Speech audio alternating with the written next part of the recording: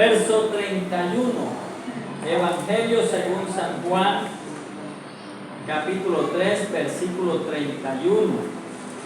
Hay un título acá en mi Biblia que dice: el que viene de arriba. El Evangelio viene ¿de dónde? De arriba, de donde está el Señor, de lugares celestiales. El Evangelio no es terrenal, el Evangelio viene de arriba. Por eso los escribas y fariseos no entendían lo que Jesús les enseñaba, porque ellos querían entender el Evangelio de una manera terrenal, pero el Evangelio se entiende de una manera celestial, o sea, de arriba. ¿Lo tenemos? Amén. Dice: el que de arriba viene es sobre todos, el que es de la tierra es terrenal, y cosas terrenales habla. El que viene del cielo es sobre todos, y lo que vio y oyó, esto testifica, y nadie recibe su testimonio. El que recibe su testimonio, este atestigua que Dios espera. Porque el que Dios envió, las palabras de Dios hablan, pues Dios no da el Espíritu por medida. El Padre ama al Hijo y todas las cosas ha entregado en su mano. El que cree en el Hijo tiene vida eterna, pero el que rehúsa creer en el Hijo no verá la vida, sino que la ira de Dios está sobre él. Amén y amén. Diga conmigo: amado Dios, en esta tarde, habla mi vida a través de tu palabra, porque quiero entender las cosas celestiales donde tú estás. Gracias, Señor. Amén y amén. Denle un aplauso a Él. Dice el título ahí: el que viene de arriba, ¿verdad? Entonces vemos que el Evangelio es de allí donde está el Señor. Y empieza el versículo 31 hablando. Dice: el que de arriba viene es sobre todos, ¿verdad? Vemos que Cristo es el todo en todos, porque viene ¿de dónde? De arriba. Lo conoce todo y está sobre todo. Dice: el que es de la tierra es terrenal, y cosas terrenales habla. El que viene del cielo es sobre todo. Entonces nos hace aquí una claridad, ¿verdad? Dice: el que es terrenal es ¿de dónde? De aquí, de la tierra, y cosas de la tierra habla.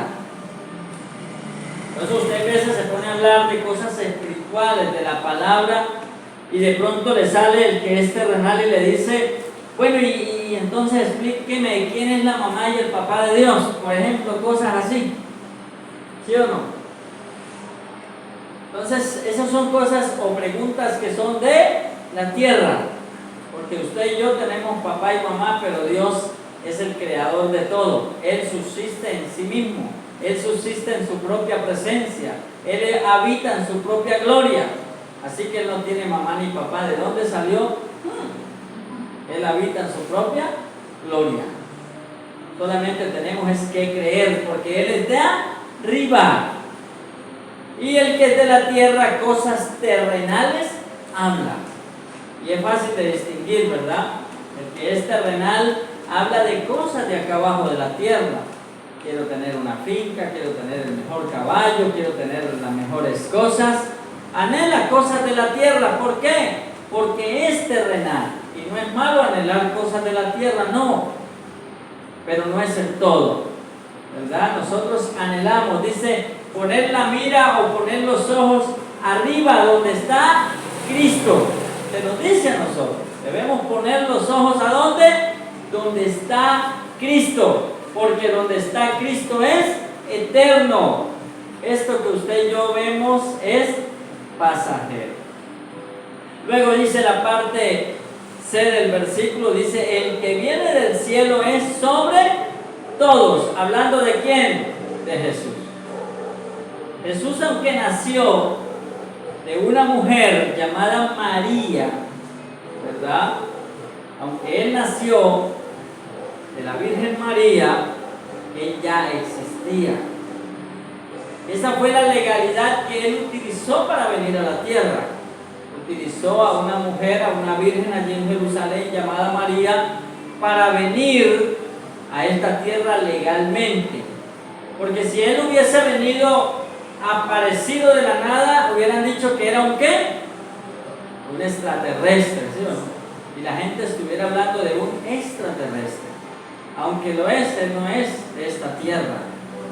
Usted y yo en el espíritu tampoco somos de esta tierra. Habitamos en esta tierra, pero no somos de esta tierra. Hay un versículo muy claro que dice que vosotros sois del mundo, o están en el mundo, pero no son del mundo.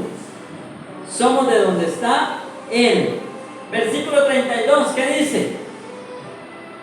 Y lo que vio y oyó, esto testifica. Y esto me hace acordar de una palabra también que dice el Señor Jesucristo, que habla claramente.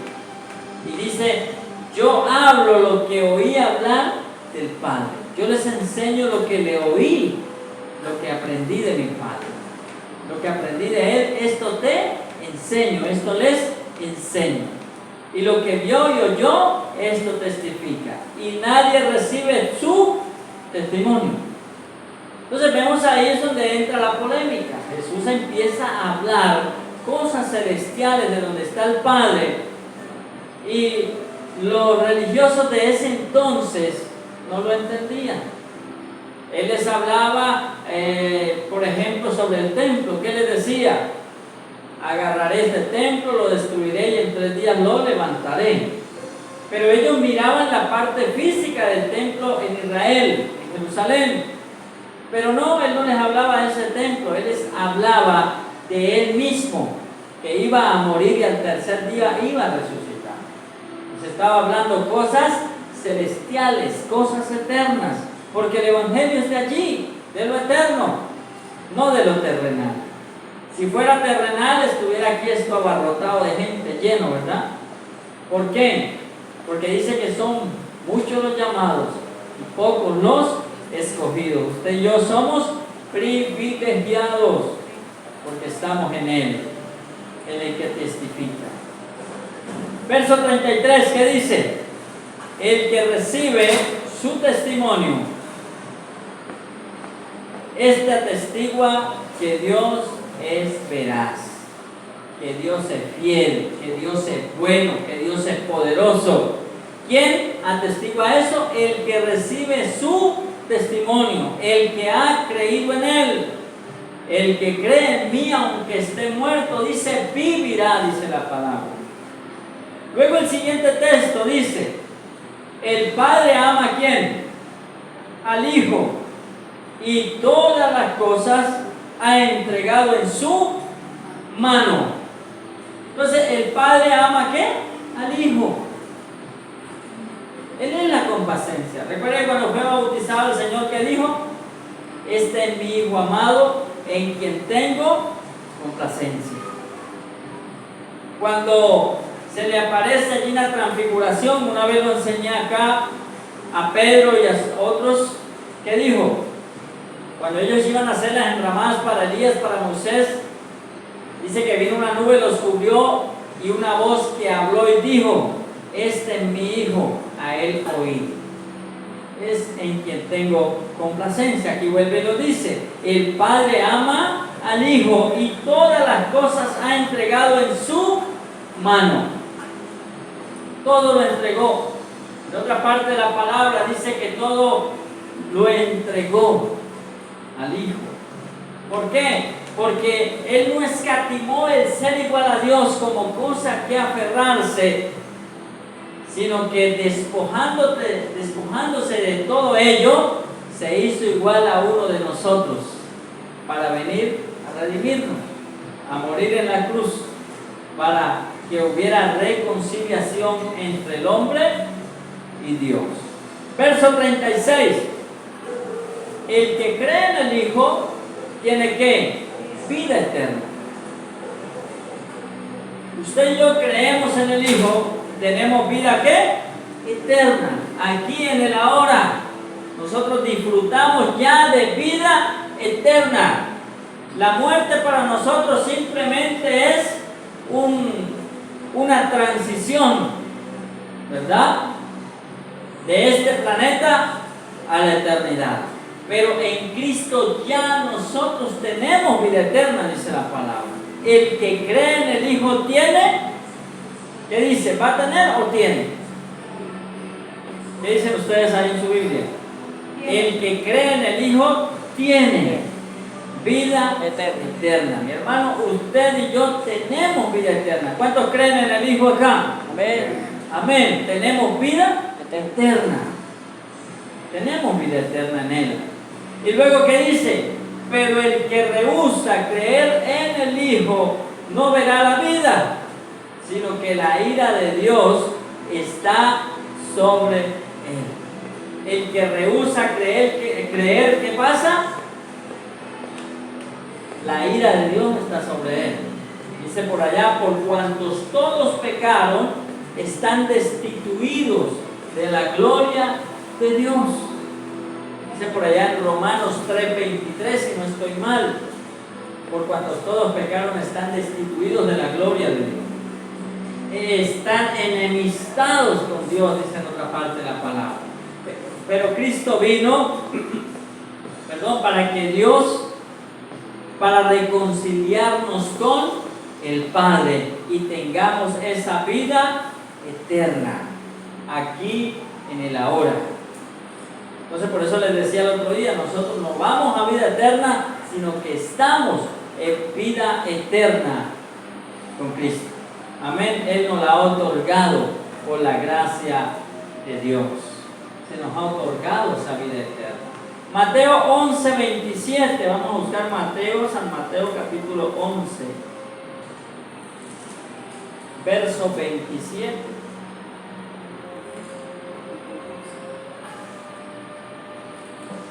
Gloria a Jesús. San Mateo capítulo 11, verso 27. Dice la palabra: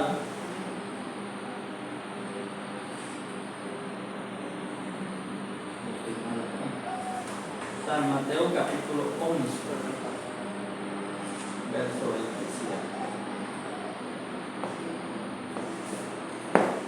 Todas las cosas me fueron entregadas por mi Padre, y nadie conoce al Hijo sino el Padre, ni al Padre conoce a alguno sino el Hijo, y aquel a quien el Hijo lo quiera revelar.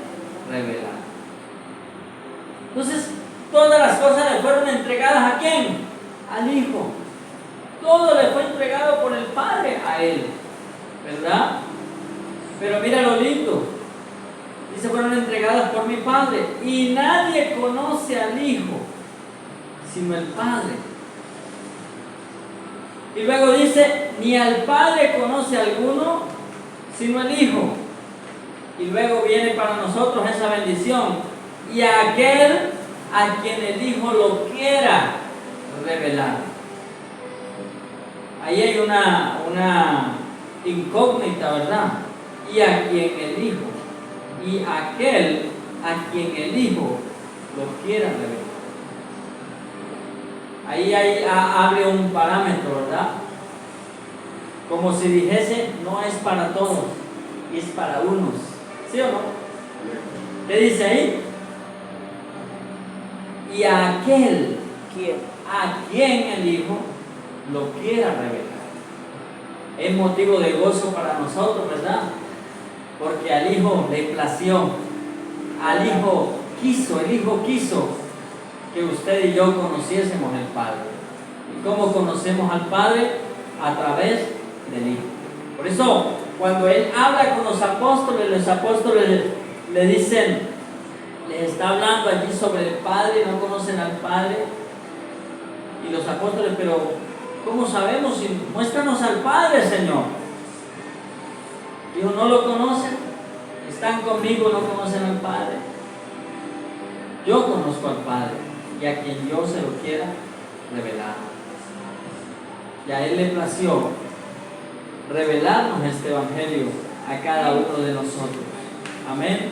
Se nos reveló por su gracia y por su amor. No es para muchos, dice son muchos. Hay una parte en Mateo que dice que son muchos los llamados, pero pocos los escogidos. Dice en Apocalipsis, al que venciere le vestiré de vestiduras blancas y no borraré su nombre del libro de la vida. Hay que vencer, mis amados. Hay que vencer, hay que esforzarnos. Puesta la mano en el arado, no miremos atrás. Ya el Señor nos escogió.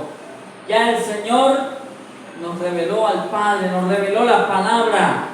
Ahora tenemos es que perseverar en Él, en su palabra, en su amor. Ahora vamos a Salmo capítulo 31, versículo 24.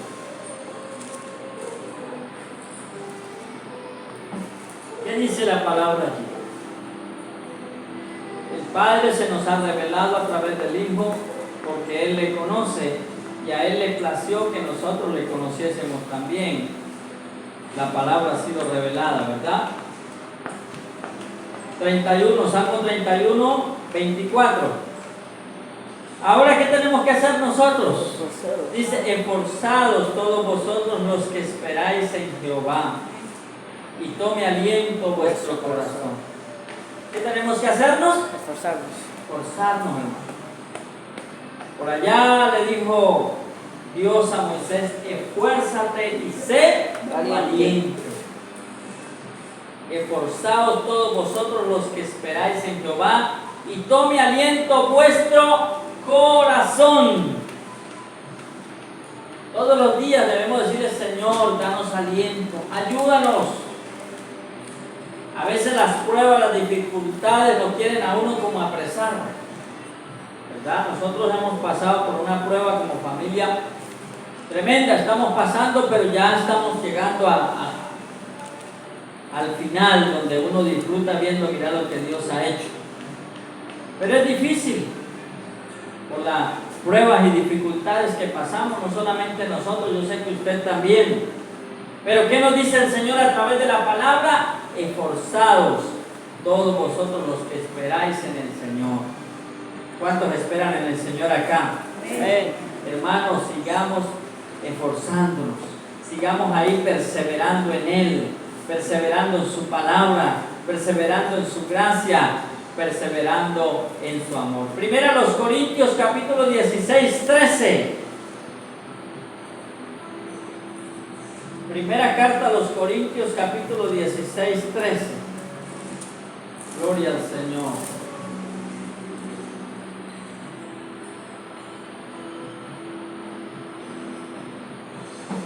¿Qué dice la palabra? Velad. Lo tenemos, capítulo 16. Primera a los Corintios capítulo 16. Hermanos, ya nos ha sido otorgada esta salvación tan grande en Cristo. Ya hemos sido puestos en el reino de la eternidad con Cristo. Ahora lo que usted y yo tenemos que hacer es como dice este versículo. Primera a los Corintios, versículo 16, 13. Versículo 13. ¿Lo tenemos? ¿Qué dice? Velad, estad firmes en la fe, postrados valerosamente y esforzados. Varonil. Amén. Velad, estad firmes en la fe, postrados varonilmente. ¿Qué dice varonilmente? Y esforzados. Hermanos, hay que estar ahí, dice el Señor. O sea que no es fácil, ¿sí o no? Sino que hay que esforzar. El Evangelio es como nuestra vida cotidiana. Usted en su trabajo tiene que esforzarse, ¿sí o no? Tenemos que esforzar.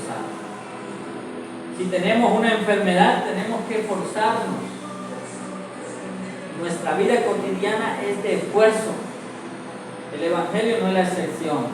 Tenemos que pararnos en la brecha, luchar Porque anda por ahí un enemigo como león rugiente, buscando a quien devorar.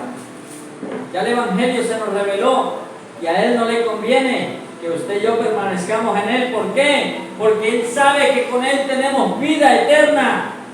A Él lo que le sirve es que usted y yo estemos ahí con Él, para que lo acompañemos en el lugar eterno que le ha sido asignado a Él.